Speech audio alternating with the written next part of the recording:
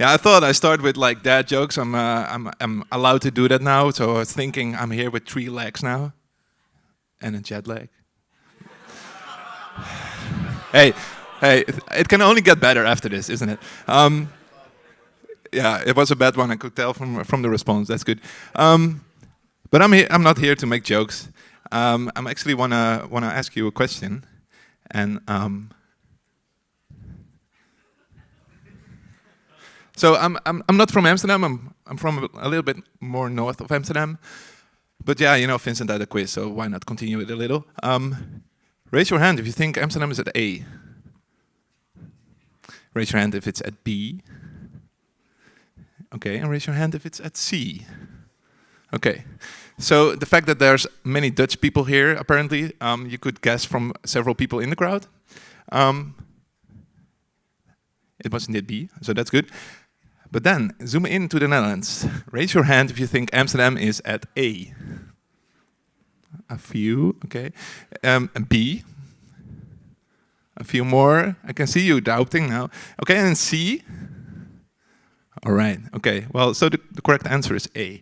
And you might wonder, what does this have to do with making the most out of Swift? But the thing is, it's all about awareness. And awareness leads to adoption. Everybody knows Amsterdam, but if you want to go there, you will look it up. You'll buy a plane ticket, you'll find a hotel, and you'll see where you will end up. Whether it's A, B, or C, it doesn't matter, you'll get in Amsterdam. And basically, this is what I mean with that.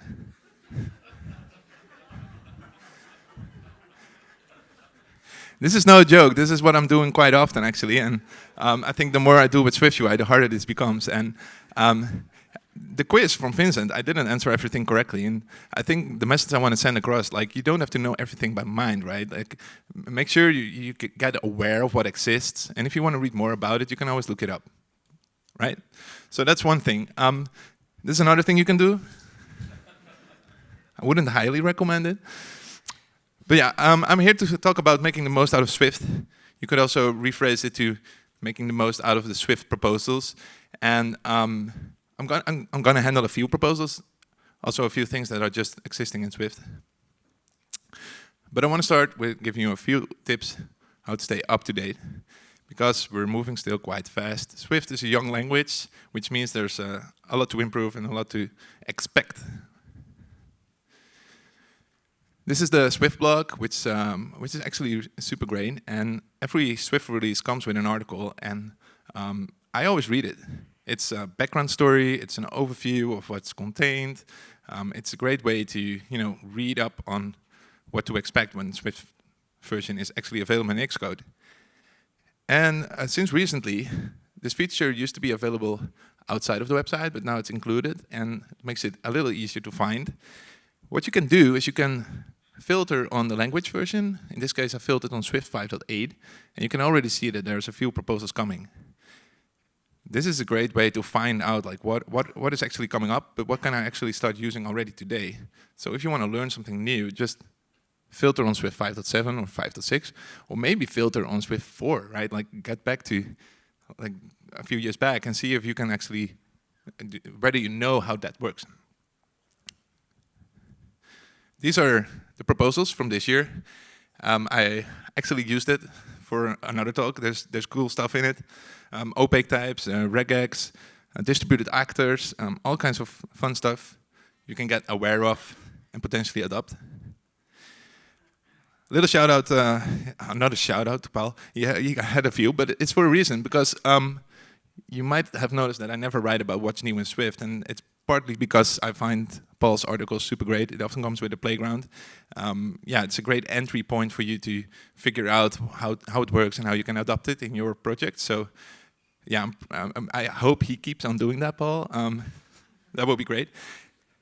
And another option that you have, this is on my home screen on Swiftly, and what it does, the contrast is not great, I can tell here, but imagine there's a lot of keywords there.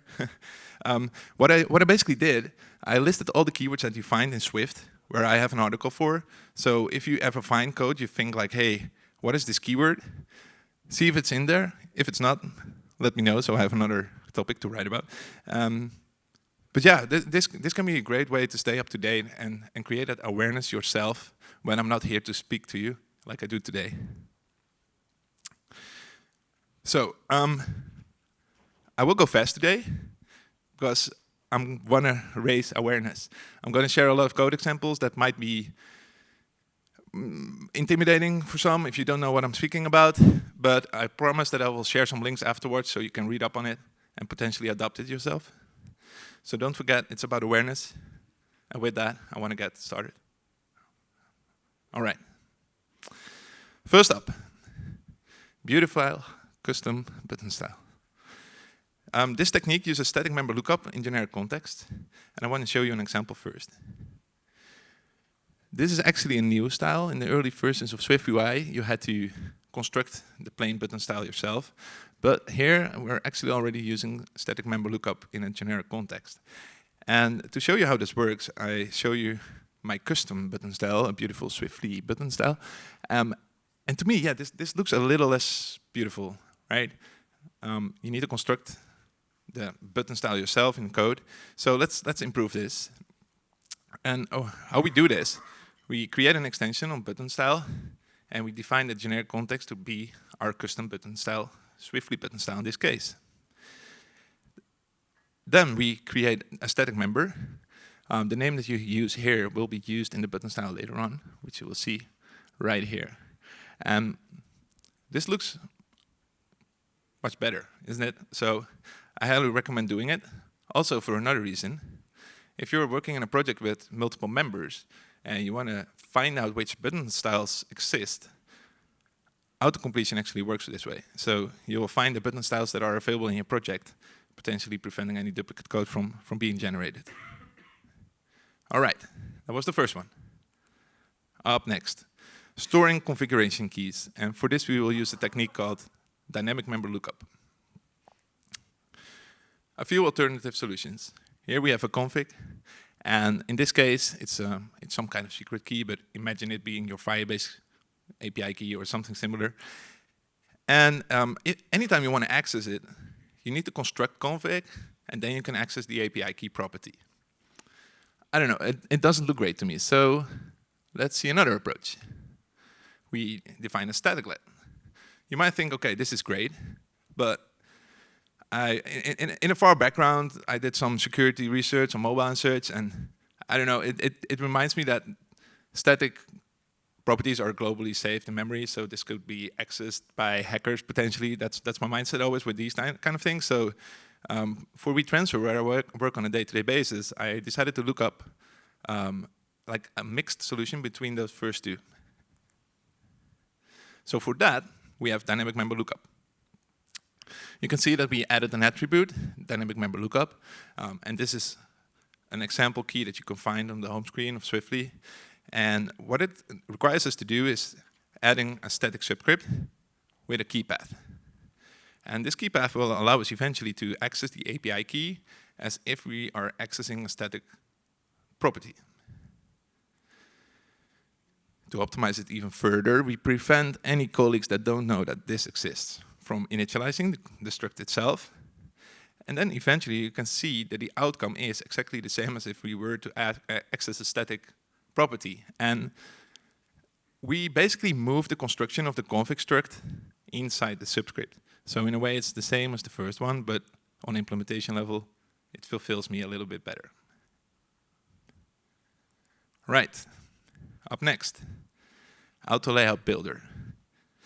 And we're going to use results builders here. But first, who has used result builders? I see a few hands. Okay. Who has used SwiftUI? All right. So what if I tell you that SwiftUI uses result builders? And I want to start with this view. You might recognize it if you know the documentation by mind, because it's exactly that view. And if we zoom in on that line, you can see that there's a field builder attribute. And if we zoom in on that attribute, we can see there's an attribute called result builder. Result builder is actually the technique behind us allowing us to build the Swift UI views with all the elements underneath each other nicely without using the return keyword everywhere. And I cheated a little here because my slide is only so big. And hopefully this allows me a bit to drink, because actually it's much bigger. And all these methods allow you to do all kinds of things, right? So there's a method to allow if statements. There's a method to allow availability. There's a method to allow arrays to be included. And all these methods give you more flexibility when building Swift UI views inside the body. To demonstrate that, I got Autolayout. I hope, are there still people using Autolayout here? Okay, that's good. Yeah, we still have old projects to maintain, right? Isn't it? But yeah, this will help you, and I'll give another example later on that's probably more useful for everyone. But yeah, this code, it contains a lot of extra overhead because we have the constraints array and we need to append methods to it. So we have append everywhere, and I don't know. I wanted to improve this, so I decided to use a result builder. This is the resulting code. So we have a new method on NSLayout constraint, which calls activate. And inside the body, we can basically build up the constraints just like with a body of a Swift UI view. So let's see how this works. We defined a new Autolayout builder. We added the result builder attribute. And we start to build up that list of all those methods. So first up, we allow collections and signal constraints to be added. Then we have optionals, which is another method, and it feels a bit stupid, right? We only add like a very small body in the method, so hopefully this will be improved later on, and there's like some kind of default implementation, but for now we have to do this. If statements, and then eventually we will create the new method. And here it's interesting, right? We have the Autolayout builder attribute. So I should have a light here. Yeah, here you go. So this is the result builder attribute, just like we saw the view builder attribute before. And this allows us to now have a closure that returns the collection of all the constraints that we added. And this allows us to write the code that we saw before. So in the closure, you can basically add whatever you want in terms of constraints. And note the label property. That's there for a reason. There's another way you can use this attribute now, and this is where I start to really combine all the functions that Swift has, right? So here we have generics, and we reuse that Autolayout builder, but in this case we forward the current view. So say we have a label, we could add that as a subview, and then in the closure we got that reference to that label, and we actually use it now inside the if statement. So if the number of lines is 1, I might want to constrain the height to a certain value. So once again, I told you, like, there's another example. There was a workshop yesterday for async await and concurrency. Daniel did a great job. I must be honest, I didn't do the workshop. I built this result builder for async await. What you can do is you can basically add all kinds of tasks underneath each other, and they will run in parallel. And the outcome will be the collection of all those tasks. I don't have the sample code in this presentation, but I'll write an article, I promise you, this Tuesday on task groups, including this result builder. Subscribe to my newsletter and you'll make sure that you get it. So the next section, I was actually happy that Vincent covered it in his quiz, but I feel like it's a little difficult. But maybe it helps you to create even more awareness, allowing you to adapt it even faster. So let's go over it. Because I've got an example here, and if you watched carefully to what Vincent presented before, you would know that this will result in an error. Because the enable debug mode, although it has an exit, we use this for debug options in the WeTransfer app, and the exit 0 doesn't result in a crash, but still quits your app. So if you need to restart for a debug option, this is great. But yeah, we get that error, and yeah, the way to solve it is like Vincent said before, using never, and this will actually make the error go away, which is great. So if we zoom in, we can see that it's an empty enum, actually a frozen enum. Maybe frozen is something for the next quiz for you to explain, Vincent. I'm not explaining it today. And yeah, there's another example. And yeah, once you define a failure type to be never, the compiler will be smart enough to allow you to hide certain code pieces. And in this case, we can skip the failure into the completion of this publisher. Okay, that was never. I could skip that more quickly. That was convenient in a way. That saves some time maybe. So next up, yeah, improved logging. I love building like detailed tracking. We use Datadog at WeTransfer, and we log all kinds of metrics. But especially with non-fatal errors, I wasn't always happy with the outcome. There was often like strings in the error that I didn't want to see. I just want to group on a certain error type. So I want to take you on a journey how I improve that using reflection. I start with a tracker instance. For now, I'm just printing out the error, but imagine that what I print out will be sent to your tracking service of choice. So here I defined a custom error.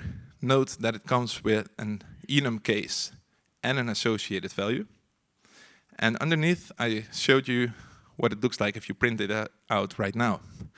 So the first version of our tracking service showed the operation couldn't be completed everywhere, and the details were within the brackets on the end. Not perfect, I would say. So let's see how we can improve this and zoom in on the tracker again. First up, we use reflection to get the type of the error. Here you can see that we use reflection. It's called a method on string, and it will give us back a type. And to also support NS errors, I used the code property to add that underneath.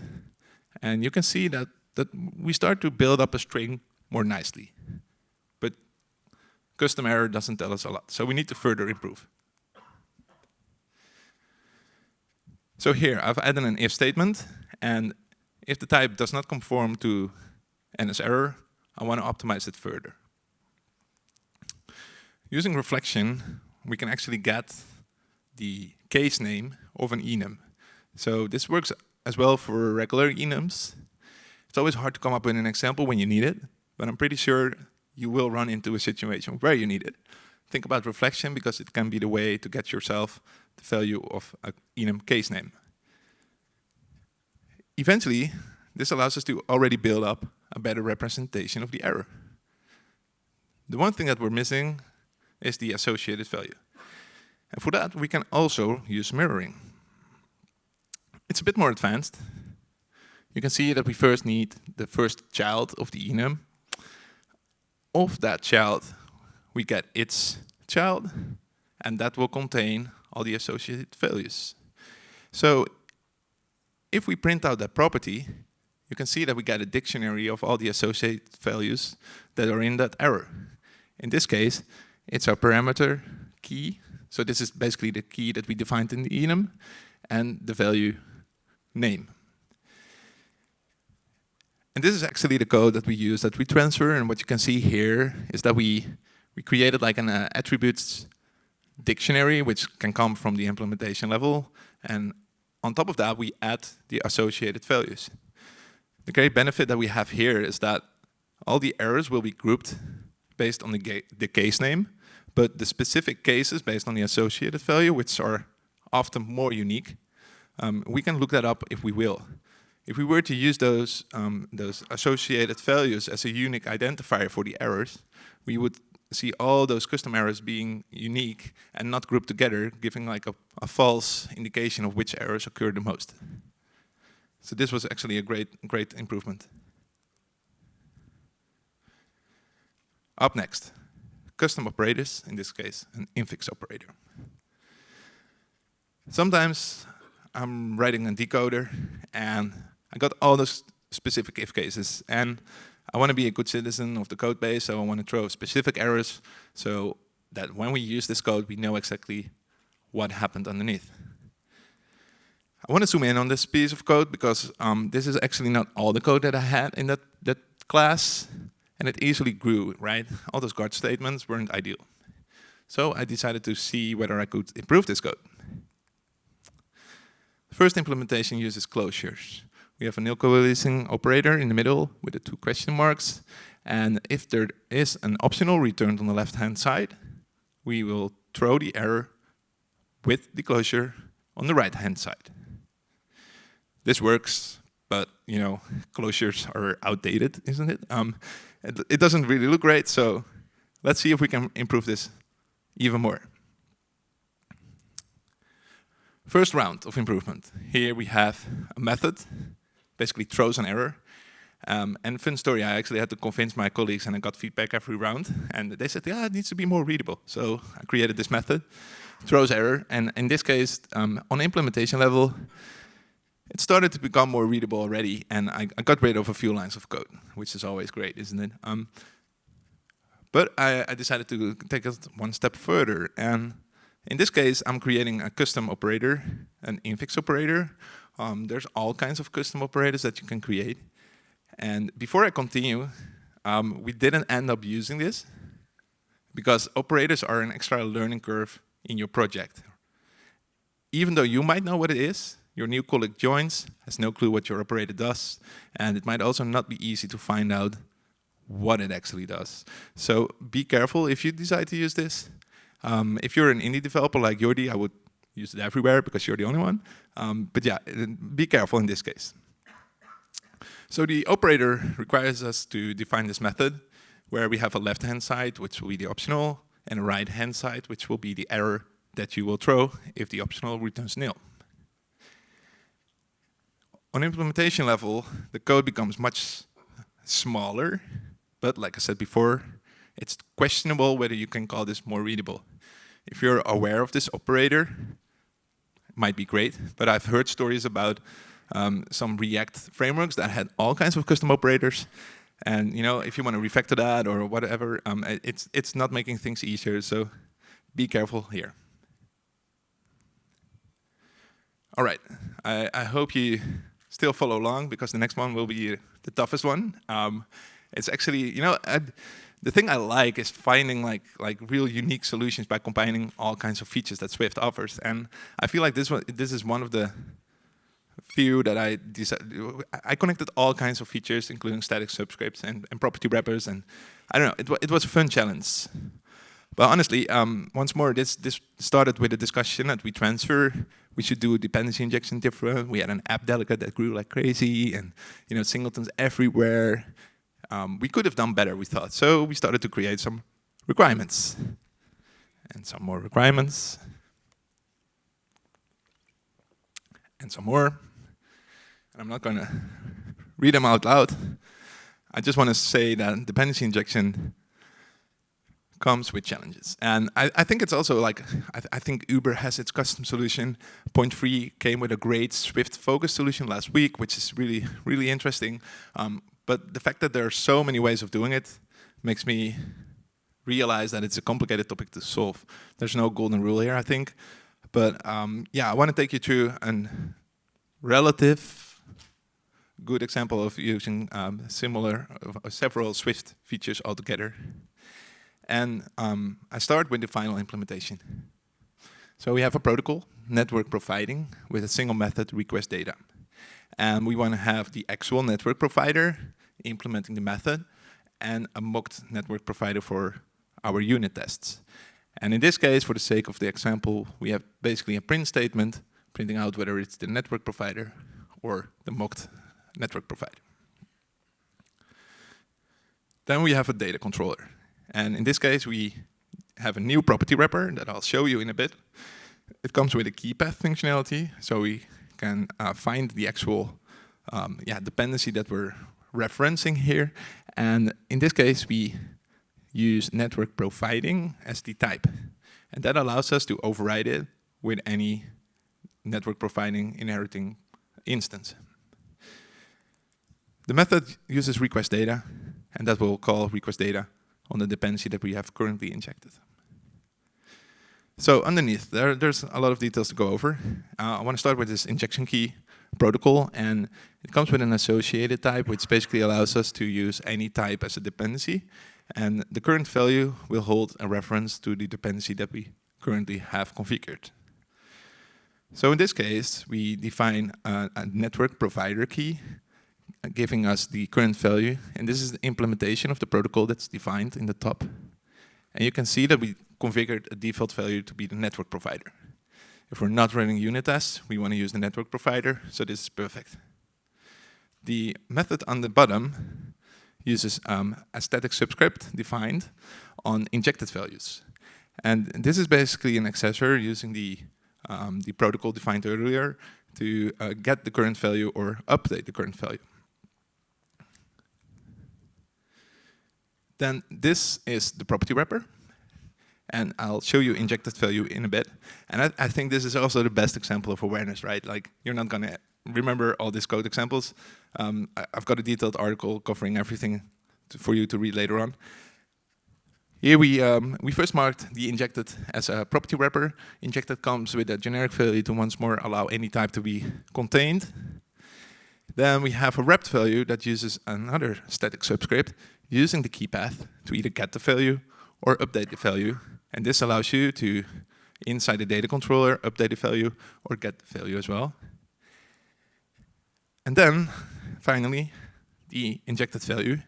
I want to point out that this static var is basically just an accessor for the earlier defined network provider static property. This way, we allow ourselves to use key paths, and we can access the underlying dependencies. We have two subscripts. First one is the one to allow us to access using self with the injection key. And then finally, this is the one with the key path, allowing us to use in the property wrapper to access the dependency used. That was a lot. If we look at the implementation level, you can see by default, we print on the network provider and the data requested using the network provider. So by default, we use the default value that we configured to be the network provider. However, we can override. We can use a mock network provider, and you will see that the print statement will also indeed indicate that we use a mock network provider now. And this will work globally, right? So you configure it once, and it will be used everywhere. And this proves how you can combine several Swift features for a dependency injection solution. Not sure if this is the best. If you want to know more about these kind of solutions, I highly recommend the point-free solution, which is kind of based on this. But yeah, with that, we covered a lot of Swift features. And I'm not sure if you should always use it, but I guess there's one word today. Isn't it? It feels like the conference day word for today. Now, I mean, it depends. Swift could be marked as a complicated language if you look at all the features that it offers. But these are all tools that you can use, right? And it's not mandatory for you to know everything. Pick your battles. You are a bit more aware today. So remember that it's about awareness, and awareness leads to adoption. Talking about adoption, I actually used all my articles, which is quite convenient if you if you prepare a talk. And no worries, I have a giveaway later on where you can scan a QR code, and on that giveaway page, I've got all these links for you.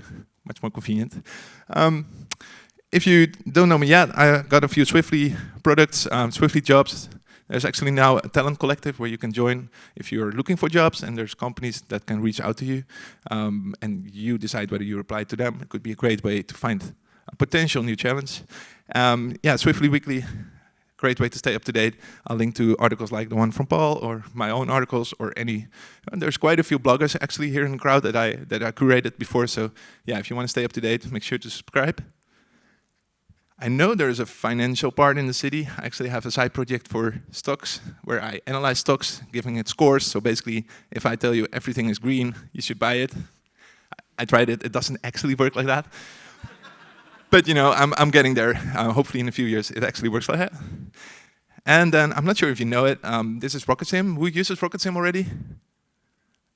I always hope like all the hands go up. But on the other hand, the fewer hands go up, it means more potential uses of RocketSim. So yeah, what it does, it allows you to show grids, rulers, you can compare designs on top of the simulator, recordings with touches, bezels, there's all kinds of features that I kind of like missed myself and I developed into a developer tool. And this is the QR code. If you scan this, I'll give away a RocketSim license later on today. You can join the giveaway after scanning this QR code. And that will give you access to all the links that are relevant to the talk that I did today. Looking at the hands going up or down. There's a few more. 3, 2, 1. Otherwise, airdrop it to everyone that you see. Yeah, nevertheless, for the real fans, I got some pins with me. I hope the pins are the next big thing instead of stickers. Otherwise, I had to bring stickers. And with that, thank you.